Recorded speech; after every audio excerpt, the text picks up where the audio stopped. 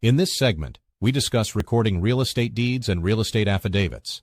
As a reminder, please do not ever attempt to record a trust. County recorders do not accept trusts for recording, nor should you attempt to do so. County recorders do, however, accept real estate deeds and real estate affidavits. Once they are signed and notarized, they should be recorded. This can be done in person, or by mailing it to the recorder's office in the county in which the property sits. Some counties refer to the recorder's office as the clerk or clerk recorder. Whatever the case may be, the first step is to determine the name and address of the county office for recording real property documents in the county in which the property sits. Remember, each state and sometimes individual counties have different recording requirements. Some require nothing more than the document and a check for recording. Others, however, require certain forms to accompany the deed. If the real estate property is outside of California, you should check with the county recorder in which the property sits regarding their fees and any forms they require. Most publish this information on their websites. In all cases, when mailing your deed or affidavit, 1. Use a full-size envelope with sufficient postage large enough to hold your documents without folding them. 2. Place the original deed or affidavit in the envelope, meaning the document you actually signed. The county will not accept a copy.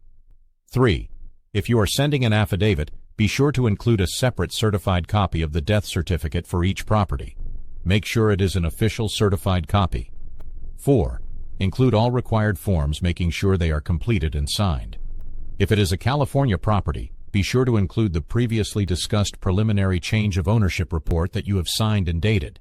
The same applies to any documentary transfer tax affidavit, but remember, only a handful of California counties require this form, and it will only be part of your papers if it is in one of those counties. 5. Finally, be sure to submit your check to cover the recording fees. Guidance on how to submit your fees is discussed in a separate segment. Once the recorder receives your documents, they will generally record them immediately. Once recorded, it is official public record, and that's the important part. Mailing it back is not so important, which is why counties often take many months to do so. So be patient, they will eventually mail it back to you. In the meantime, you will likely receive official-looking letters offering you a copy of your recorded document or help to file a homestead exemption. Ignore these letters and services. They are scams trying to charge you outrageous prices for something you don't even need because the county will eventually return your original. One reason we have you mail the documents yourself is so that you positively know it was done.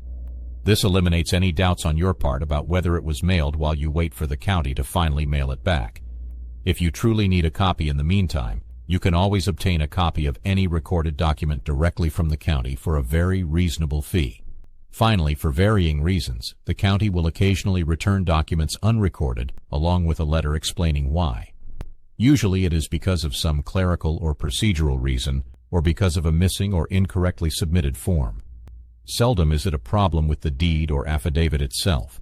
In such cases, all you have to do is follow the recorder's instructions and resubmit the deed, your check, and the required forms consistent with what they request in the letter. Usually they also provide a direct contact and reference number.